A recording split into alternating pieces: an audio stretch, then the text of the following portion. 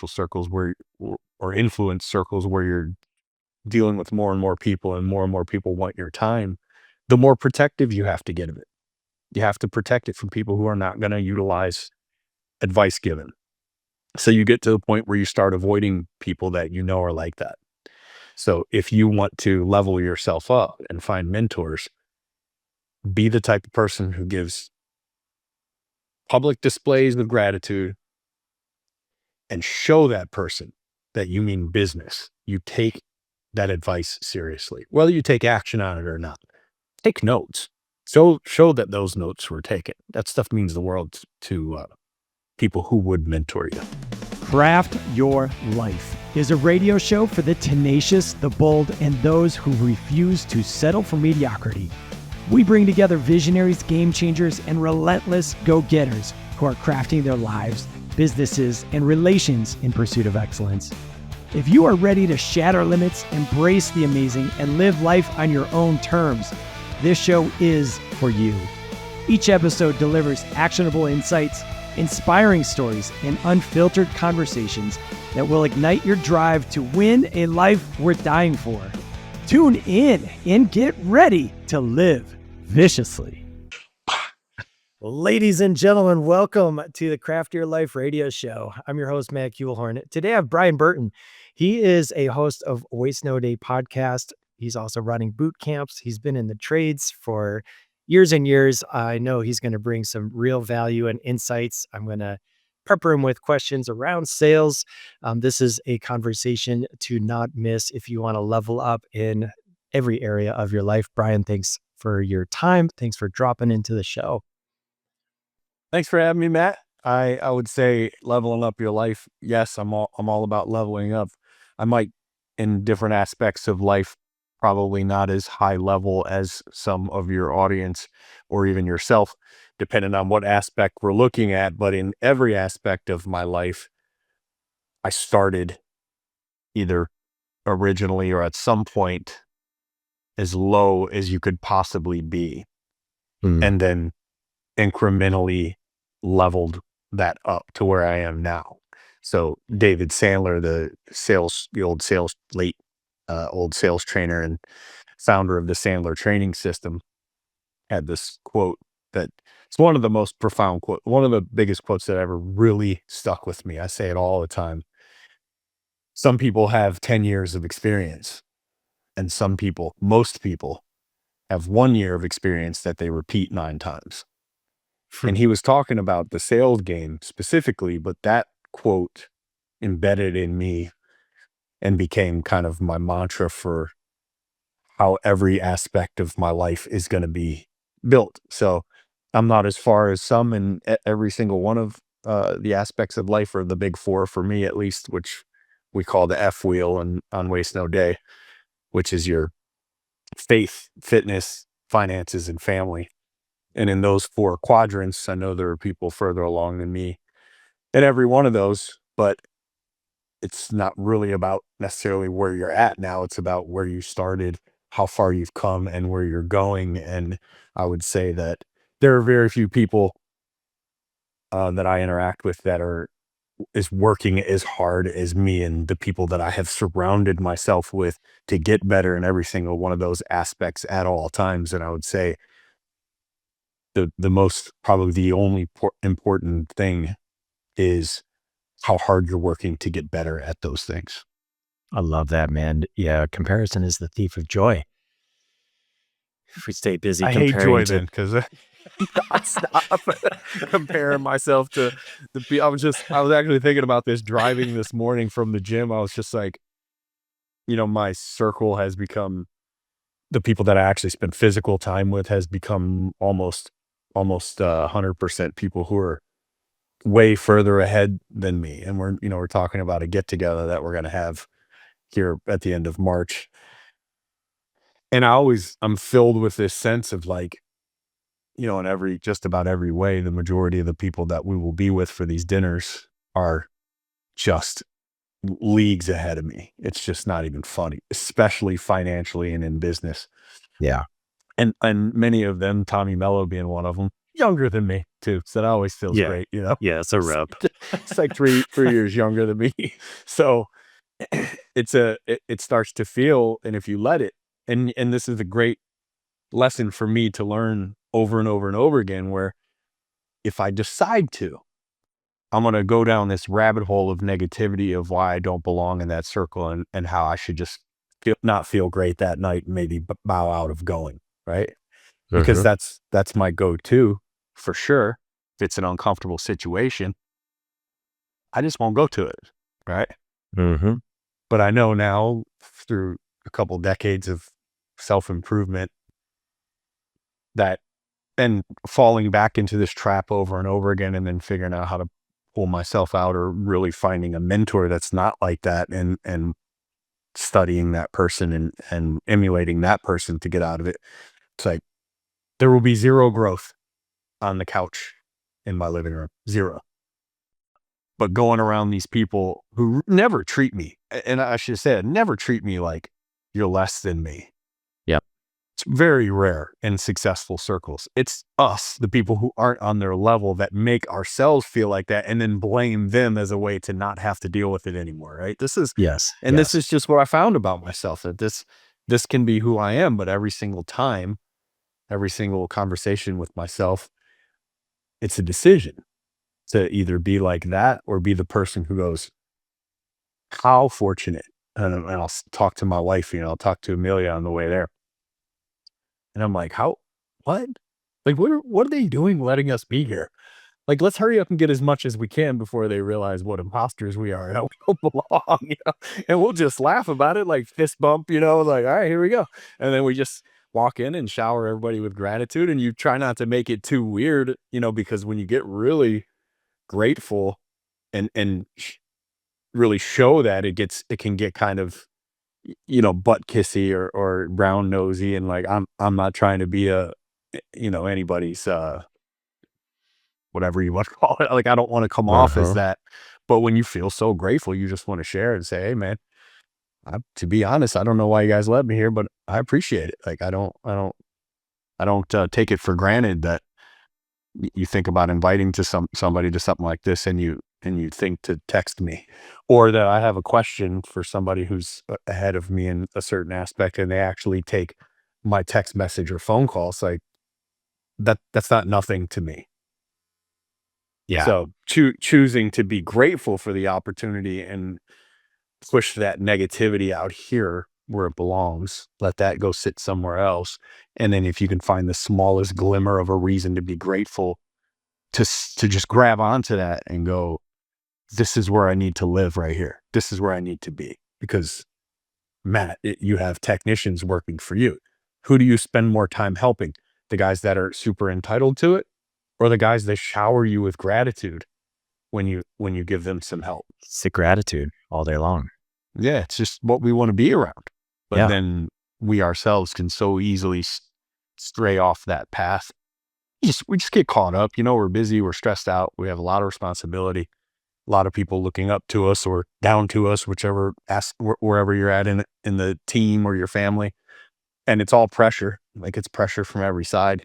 So it's easy to forget what we're supposed to be doing. But what we're supposed to be doing is finding the reasons to be grateful for exactly who we are and where we are right now, and then finding ways to improve that situation. That's what I feel like.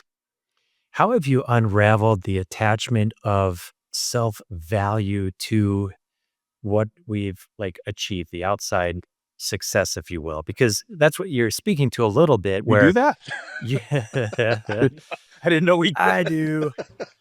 Man, because I wrestle with that same thing, Brian. Like, I'm not as far along as I should be, or some young punk is perceivably, has more, a bigger company, more profit, whatever it is.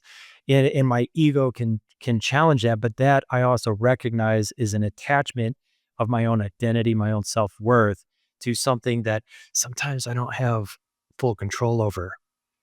And sometimes, whether it's markets or timing or just sheer luck, that plays into some people's stuff. So, I mean, It I'm going to probably ask seems the like other luck, side of but this like question too, but if you um, really want to look at it in the way that it should probably be looked at, if you're going to compare yourself to other people. Now, what would most like Jordan Peterson say? Compare yourself to who you were yesterday, not to who someone else is today. That's that's the like rule healthy. number 5 in his Yeah. Rules for Life book. Yeah. Said compare. It's the thief of joy. You said it in the beginning of this show, but I would say if you're going to compare yourself to people who aren't quite where you want to be. And why do that? So I don't mean look down on the people who are a little bit less than where you're at. I mean, look at the people who are a little bit less than you are and think to yourself, how do I visualize them? Like, do you really look down on them, quote unquote, and go, losers? Like, not at all, right? If anything, you actually get kind of a feeling of inspiration and go, let me reach down here and snatch that person up and say, here's a couple steps that I made from where you're at now to where I am now that can help you avoid some pits or make you move a little bit faster. And then look at the people who are a little bit ahead of you and go, how do I think they feel? And chances are they probably feel exactly like that, right? But our own insecurities will make us speak to those people and look at those people in a way that it makes them back off, and we'll go, well, that guy's just kind of a prick. And you're like, oh, wait a minute, maybe that was me. And they're just reflecting back what they saw in me. So ideally, run to the people doing better than you and ask them how and congratulate them on their success and go, I'm working my tail off to get to where you're at and thus far not able to get there. So I understand how hard it is. Is there an element of luck? Well, you were born in the United States, right? That's part of it. Yeah. So have you had an element of luck? Like, Absolutely. wherever you land on how great this country is, it's pretty great as far as I'm concerned, because I'm a high school dropout, addict, gangbanger, drug dealer, grew up in Detroit with no dad. And I'm in a position where I lead teams and train people across the country and talk on stage. It's like, there are a lot of places I could have been born where that's literally impossible. Mhm. So have you had some luck? Yeah. Yeah. It's not just the people that are doing better than us. We've had a wheelbarrow full of luck poured out on us. And let's just be grateful for that. And when we see someone doing better than us, let's congratulate them on that success and see if they have some advice for us, because they probably do, right? Yeah. And Yeah. I love that. that's the way to look at it, and the best way to look at it, man. Because when I find myself going the other way, and I definitely find myself going the other way, I find myself turning more into a hermit. And if our network is really our net worth, we should not be trying to be a hermit. We should be coming outside of ourselves and making these relationships with other people. And one thing I really try hard to do, which probably helps me get accepted into some of the groups that I don't quite belong in yet, is I'm just trying to give give more value to everyone I interact with than they can give to me. And when you're hanging with people who, like Tommy, who's younger than me, has a business, he's doing 100 times the profit I'm doing. His podcast is 20 times the size of mine or something like that. He's got the number one podcast on Apple worldwide in management. Like, that's it. Some people don't really know how big his show is, but it's Yeah. Yeah. massive. That's massive. And all these things where I can just go like, it's just frustrating, right? So I just try to give so much value that he can't even come close to the amount of value that he gives to me. And I always walk Mm. around feeling a debt to the amount of value people give to me, where I try to give it back. So it's like, it's a lot of work for sure, because you're constantly trying to pay a debt that the other person doesn't even know about. And maybe it's not a great thing, but for me, it has gotten me to the point where I'm at, for sure. It's just a nonstop go giver mentality. But I would say, as far as like, this is actually a David Sandler thing too. I believe the IR theory, or that's at least where I heard it, which is I on one side and then a line and then the R on the other side. And that's your identity versus your role. And not only for yourself, trying to make sure that you keep those separate. So my role as a general manager, let's say, is not my identity. And if you're secure in your identity of who you are, when you have a failure in business, like we did, this is early March as we record this in 2025. In January of 2025, we had the biggest month we've ever had by like 22%. And we didn't add a truck, we didn't add a tech, nothing. We just had a great run of calls and capitalized like nobody's business on those calls. And I mean, budget was high, but it wasn't that. I mean, we beat budget by 20%. So, and then smash cut to the very next month, February, we missed budget by 10%.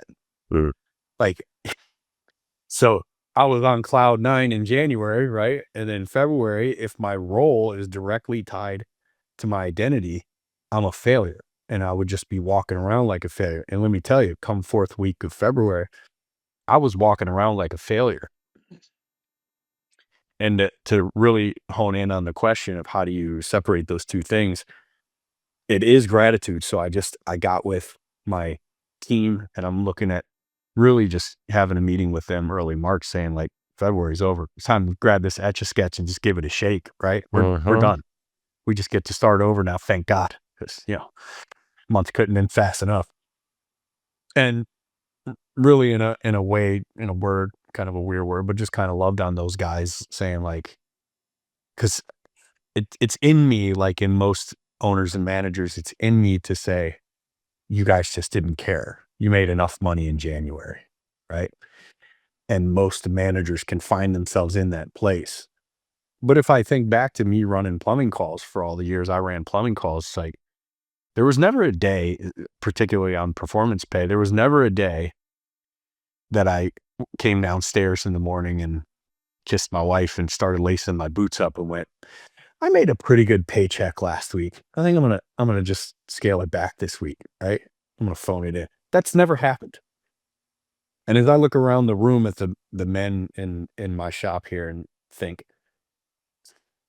do I really think that happened? It's the most preposterous thing in the world. These guys don't get paid unless they perform. So of course it didn't happen. So we just licked our wounds together and talked about how we're going to crush this month. And I said straight up, I was on the leadership team with Nate Minnick and Mike Vavrick and my buddies in Lancaster, Pennsylvania. And we took that team from 6 million at 4% net when I joined it to tracking 30 million the year I left at 20.9% net, right? And we killed budgets. I mean, we blew yearly budgets to pieces because we never budgeted for the growth that we did on our biggest years.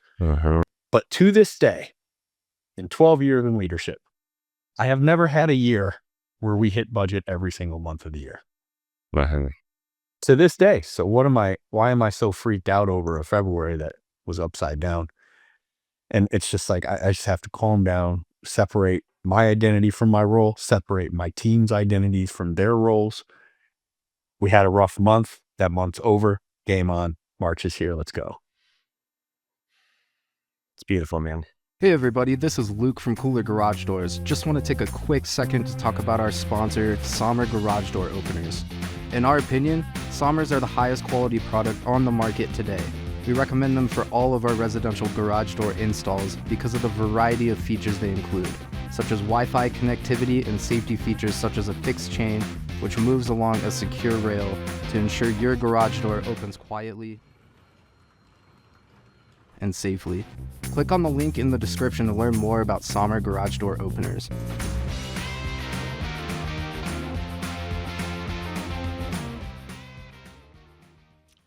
You started this podcast jumping right into humility, and I get that. And you have recognized some good success. You've had a wild journey coming out of Detroit and into plumbing, into leadership, into training. Why you? Like, what was the consistent pieces, or what was the either unlocks along that journey that kept opening up the next levels kind of recognizing where you are from where you've been. How did that play? Why Brian? It's a great question. I wish it was all like good stuff, but there's definitely there's some trauma response type things in there. Like Sure. part of it is an overwhelming fear that I deal with, where one wrong move and my kids are going to grow up in Detroit. So the chase is always on to get as far away from that as possible. One of them is I have a twin brother, and everything I went through as a kid, he went through with me. And one thing that was very consistent, regardless of how life was at the moment, was we were going to beat each other at everything. So whatever he's doing, I need to be doing a little bit more. Now, I definitely have more of that than he does. We're both competitive, but I'm competitive to the point You're where gonna like win. whatever he's doing, I got to do a little bit more, right? Yeah. So those played a role in probably the darker side of that, and then on the brighter side of that, because I had a twin. Like I look at like Eminem, Slim Shady, and I see like he came out of that city very successfully, and I think he had such a tougher journey than I did getting through there because I have a twin. So anything I was going through with another person. So I'm like, I never stop being impressed with people who soloed something like the childhood he had, because it's just, it has to be crushing. I can't even imagine it. So having that definitely helped. But one thing on the brighter side I always had besides companionship was I would say lucked into mentors. That my first one being Lance Fernandez at Ken Goodrich's company in 2004 in Las Vegas. I just lucked into guys like that who were mentors, and I was usually able to keep the baby and throw out the bathwater for the most part. So I was able to keep things that I thought were great, or things that I wanted, characteristics that I wanted for my future self, right? And I was able to keep a lot of those things and then let the other things go that I maybe didn't feel like were bad characteristics, but in ways just said, that's not really me. Like this, it's not my personality. Yeah. One of the things is just the kind of flashiness. I'm like, I'll do pretty well this year. And I'm like driving a not a Ranger. What's the little Ford pickups? Well, Mavericks. Maverick. Yeah. I'm just I driving love a those Ben things, man. Franklin wrapped little Maverick, man. I'm like, whatever, It's just Yeah. I don't really have the flashes. Like I rock a nice Tudor watch here that's pretty expensive, but it was a gift from the owner of the company in Lancaster. And it just, this watch, I don't like jewelry. I just don't like being flashy. It has a Yeah. sense to me of like making myself a target, because that is where I grew up, where you were flashy, you were a target.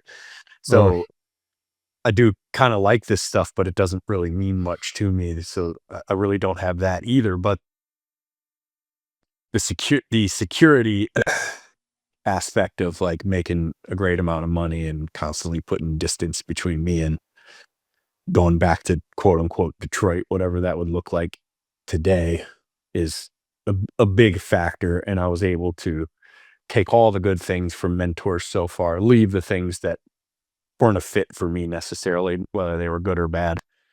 And so far, so good on doing that. And I'm constantly leveling up the mentors that I keep around me, and just constantly trying to, because at any time, a mentor of mine could figure this relationship is not balanced enough.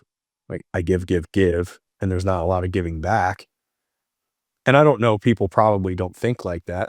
People like to mentor people who are actually absorbing the info and using it, not the people that you're wasting it on. Yeah.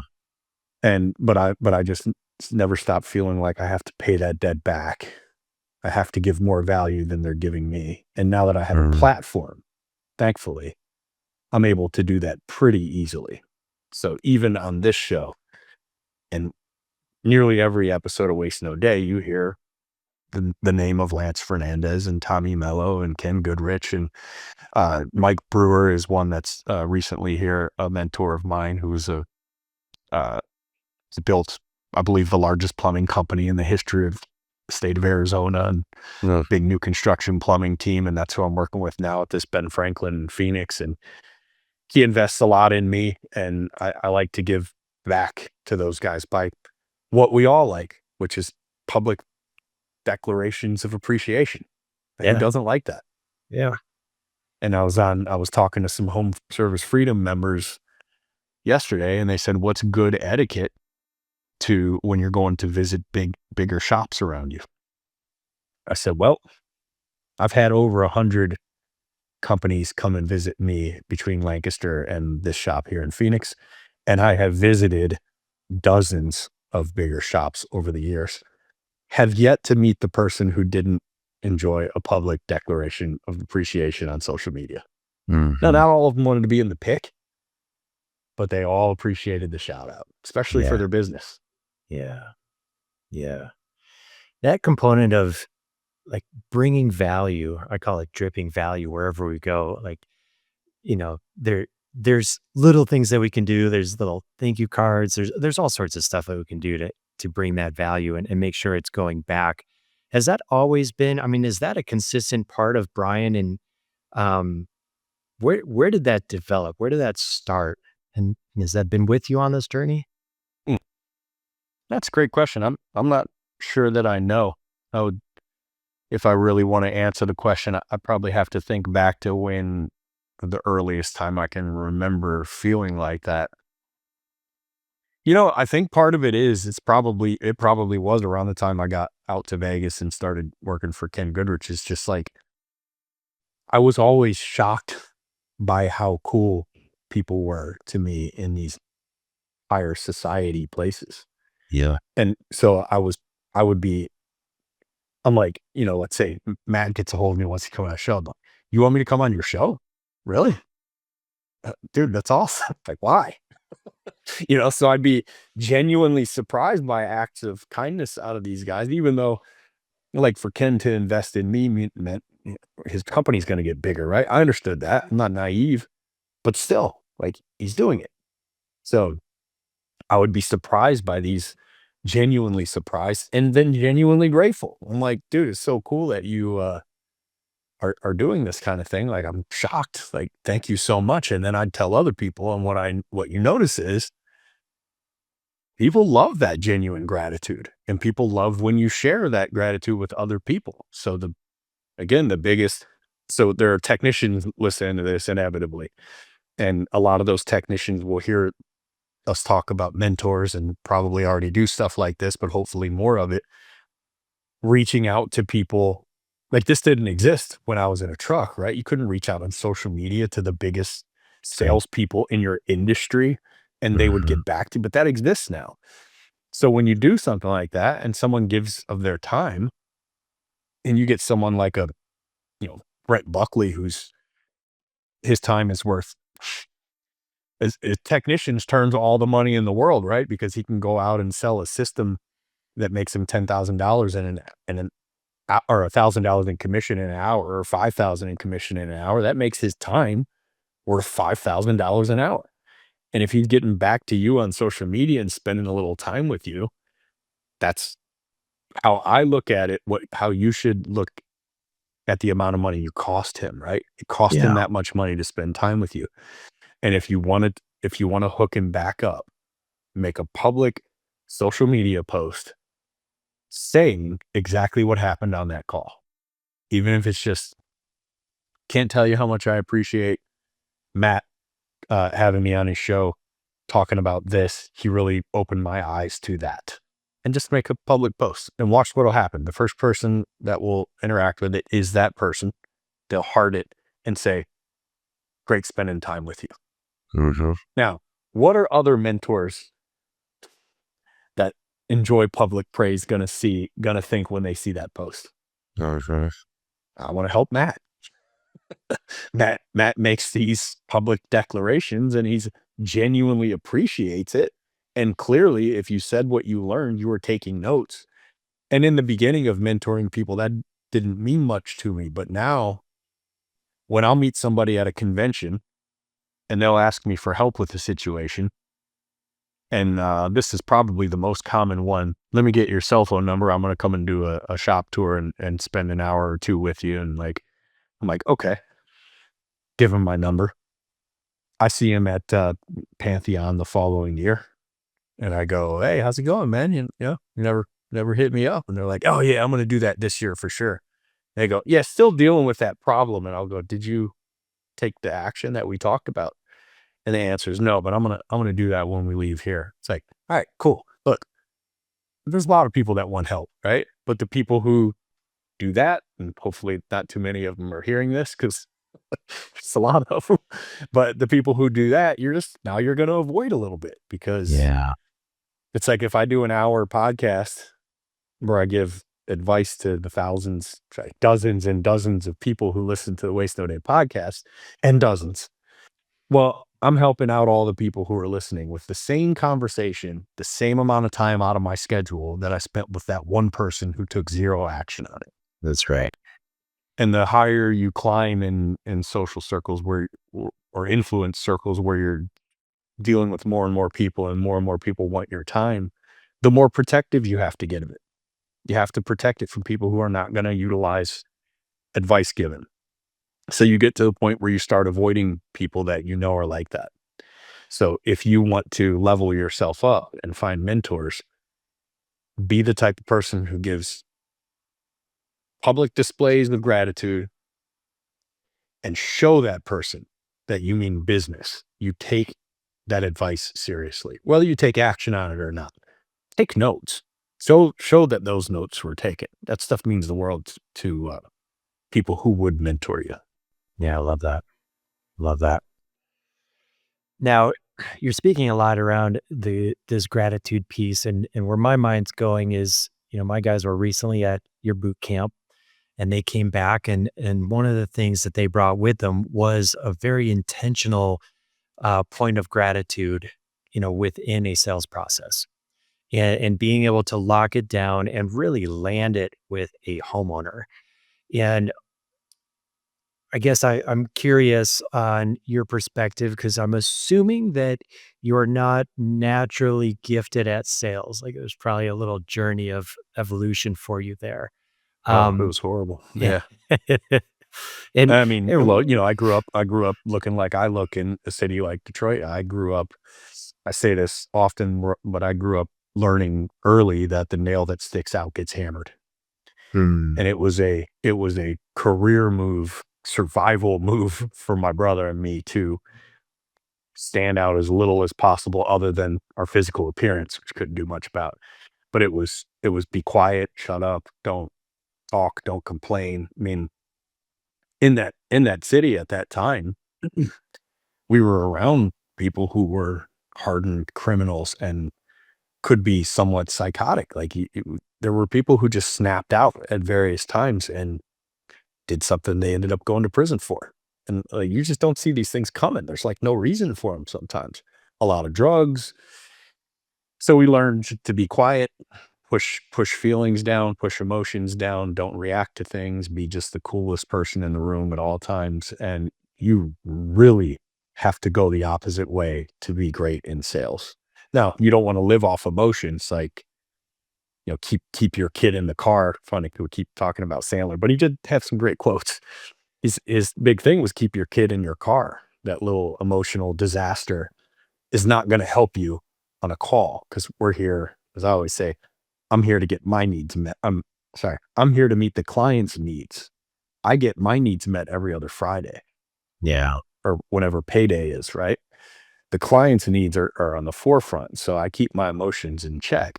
But you have to be able to do things like call out. So I was having a coaching call with one of our techs this morning based off his really yesterday with Brad, who is just an animal, but everyone needs coaching. And there was a high D lady on the disc profile. And I think he said she was a high powered attorney, but recently divorced and probably did not go well because she was very defensive. He was just going to give her an estimate for a whole bunch of things on the house she just bought after the divorce. She was super defensive and cautious and untrusting and was going to verify every word he said and made him understand that by as soon as she met him. Sure. And it took him out of his game, his exact words. It completely threw me off my game. Now he's only a year and a half into working with us. So he's definitely learning how to process these things in real time. Yeah. But the issue became, he didn't sell this call and he doesn't think it's going to come back around, although we're going to put some work into it. It became her emotions dictated his. So he had so little control of his emotions with this particular person who's the CEO type, who is a high D on the DISC profile, which is difficult for most people. Yeah. Everyone thinks that see the that. engineer, the C, is the hardest, but they're not. The aggressive D, high-powered CEO person, that's the hardest because they'll just shut anything down at any time. They're not emotionally really involved in it at all, but they make you feel like they are and they don't like you.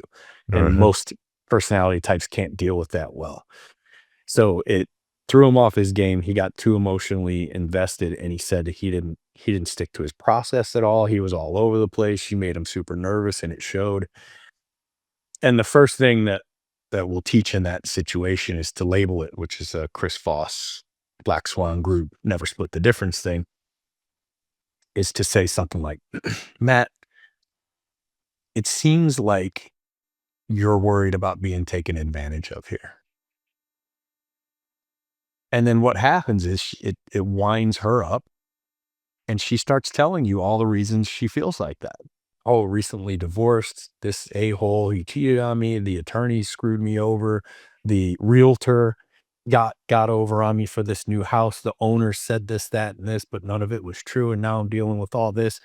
And all of a sudden in Karpman's triangle, you go from the aggressor and she's the victim.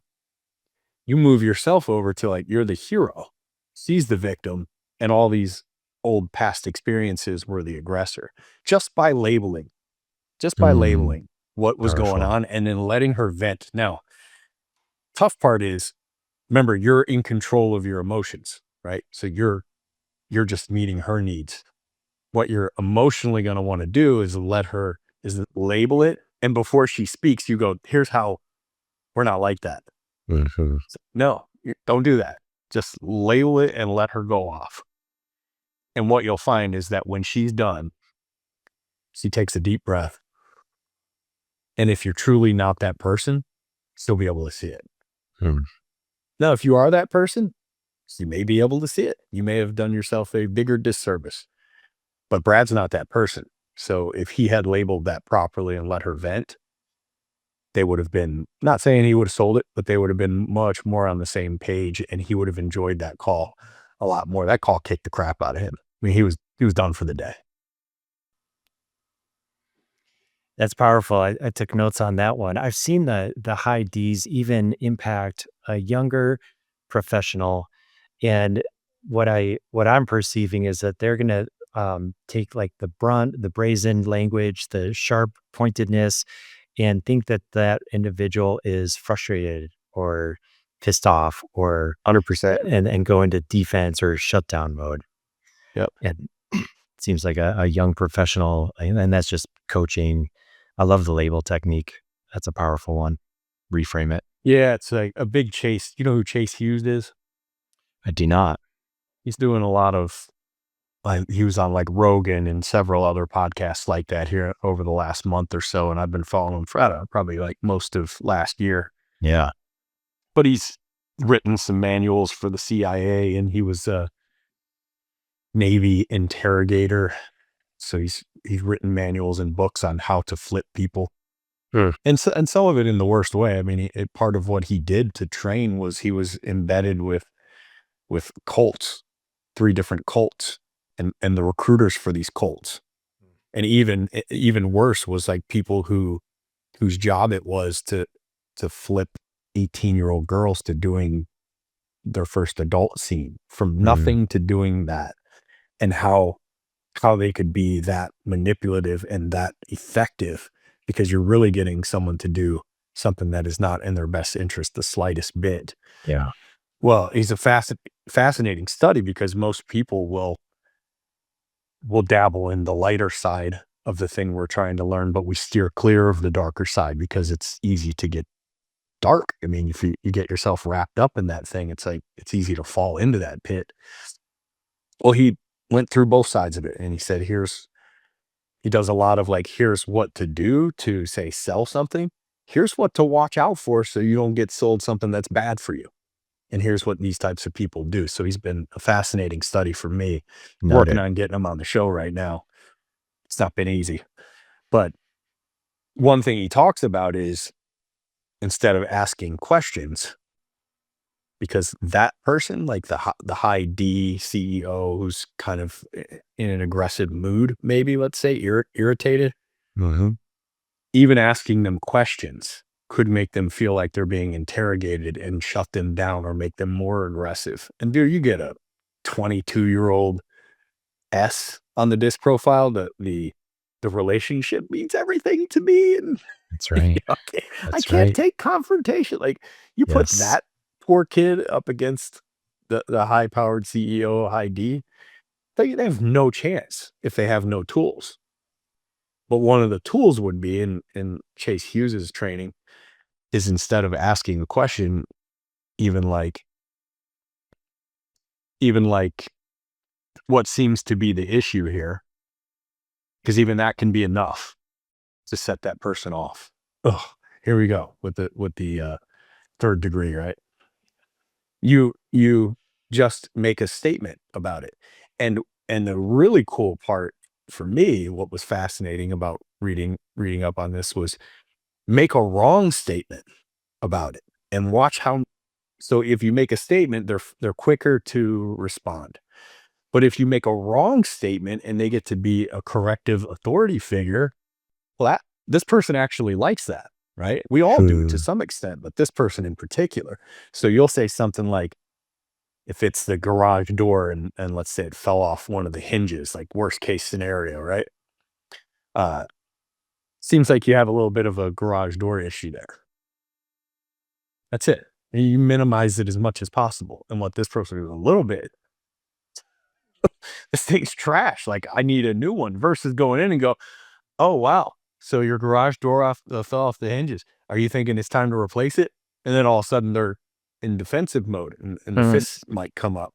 Yeah. So I'm pretty new. It's only been a lot of 2024 that I've been into his content, but definitely expect to hear more in my training on Waste No Day. And hopefully we get him on Waste No Day. It's not a done deal by any stretch yet, but we're still working on it. Yeah. I've got two burning questions. We'll start putting little, bow ties on our convo here, but I was just talking to Nick Slavic. Do you know Nick Slavic? He's in the painting world. Have you come across his stuff yet anywhere? I don't think so. But if I saw him, probably, but with the names, I'm always like, I don't think so. He's a master craftsman. Yeah. And he's been painting, and that's where I connected with him from my painting days. And I just had him on this show. We had a great conversation. We were talking about sales, and he's very data driven. Now, I've seen it in the industry. There might be competing realms of thought, and maybe that's just my perspective, but from quantity, well, maybe it's quantity, quality thing, time allocated for that sales call. Like, my craftsman is going to go up to the homeowner, there's 2-hour blocks. Some people might take, okay, I'm just going to do 2 opportunities in a day. Nick, from his perspective, is like, I want my estimators to get everything within an hour. And then it's a little bit like, if I can get 1 more opportunity in front of them a week or 2 more, like, that goes far. I'm just interested on your perspective, like that time of, building rapport, because I can have some guys that are high S's and go in and hang out all day. They could sit down for breakfast and make grandparents out of, people that they just met. And there's some value in that. It's not necessarily conversion power, because I think there's a fine line in there, but I'd love to get your perspective on that, with regards to, number of opportunities, capacity, time. How do you think about that? How do you coach and guide that? Is Nick a CD or DC? I would say DC. So Ed Staub, who we spent some time training with in Lancaster, can't think of the name of his book, but we had him on the show a couple of years ago. He did such cool work on the disc profiles. He said, you always have to keep this in mind when dealing with the D, especially if it's the business owner or manager of a team. They see any socialization as lazy people wasting time. I'm not saying this about Nick, but I'm a 99D and 98I. So I have almost matching in those two. And the D in me thinks that any hanging out is just a waste of time that we could be. But the I in me, the influencer, the socialite, the as Ed Staub called the I, the party waiting to happen, tells me that no, this is the most important piece, right? But if I had more C, more computer, let's say, compliant, and less, and C's are very highly data driven. The stats and figures mean everything to a C. Yes. So if you tamp down the I in me and raise the C, what I will find is I'm trying to figure out how to shave minutes off of any warm up that may or may not be necessary, because if you get a high D on a service call, oftentimes they can cut to the chase so fast and be in and out of a sales call so quickly and still be successful that it blows all the other personality types' minds. The challenge is, if you have an S, they can't even start to sell someone until there's a good relationship. They can't do it. So what you have to do is, and I love that thinking, like anytime we can shave some time off and get a person in front of one more opportunity, well, if we keep our conversion rate the same, we're making more money, right? We're serving more people, we're making more money, we're making this person and their family happier, because hopefully without spending more time at work, they're getting a bigger paycheck. Like, that's the name of the game for me. Because my techs, and I don't say this to sound cute, my techs are literally number one. My clients are number two. No question about that for me. I mean, realistically, in leadership, the technicians are my client. The clients are their client, but the technician is my client. So if we can figure out ways to make them more money in the same amount of time or less, like, you have a very happy wife, husband, kids at home, and that's the name of the game, right? So I love the idea. Things that I would always be cautious of are, number one, depending on the personality type, short-cutting the relationship process with some people is very likely to make them feel burned out. So you have I's and S's that they will get their mental reward, their dopamine, whatever, their payoff is more so in the relationship than it is the money. So if we as leaders make it all about the money or the call or whatever, and only kind of say that the relationship is important too, but it's clear that it's not by our actions, we will cause a sense of burnout in these people. They're not getting the reward that they need. So we have to be careful with that. Now, on the other side, when you get the high D's and the C's, and we force them to build relationships that they don't need, as long as it's not bringing their conversion rate down, we'd be doing them a disservice. So you just kind of have to be real cognizant of who your people are in each different sector of that. And disc is a way, it's not the way. Same thing I say about my sales system. It's a sales system. It's not the sales system. The important part is that you're using a sales system. The important part is that you have some way of knowing who your people are intrinsically and kind of how they're wired, whether it's Colby or Myers-Briggs or DISC or whatever. It's important to me that you have some kind of window into that. Now, I can meet someone in 5 seconds and get an idea of how their DISC makeup is. If you're not starting there as a leader or as a salesperson, start doing some research now. Get to know that kind of thing. It's just going to serve you. It's going to serve you with your spouse, with your kids. It's a great way to start understanding people better and how to deal with them. For real. Really well said. That was really well-informed answer there. I appreciate that. Where are you going, Brian? What are you excited about in the future? What's the next level? What's out in front that you're moving towards? I would just say kind of bigger, bigger impact. I feel a weight of debt to Lance Fernandez in particular, who was my first real mentor, but also some uncles of mine who got me into plumbing, and the mentors I've come across along the way, like Ken and Tommy and now Mike Brewer and other people, where every time I get helped, I feel more debt that I owe to help more people. And the bigger the reach gets for the show, the more I feel like I'm doing that. The more leaders I create in businesses that I'm part of, where I take someone from a passenger seat of a truck to a driver's seat to a leadership position. Now they're making other leaders. The more I feel that debt paid, and I feel a sense of fulfillment. So that's probably the biggest thing. There's some cool family stuff happening for me right now, as I have a 20-year-old, a 17-year-old, a 10-year-old, and a 7-year-old, and that's just kind of all over the place. But Nice run. yeah, they're all starting to understand goals in different ways and see things come to fruition that they've been working on. So that's really fun. Yeah, wife and I are in a really cool spot right now where we're starting to do a lot of these things together, like conferences that have never happened before. Like when we met at Freedom, that was only the second conference she'd ever been to with me, but now she's going to all of them. So it's all exciting, man. It's really exciting. That's super exciting, man.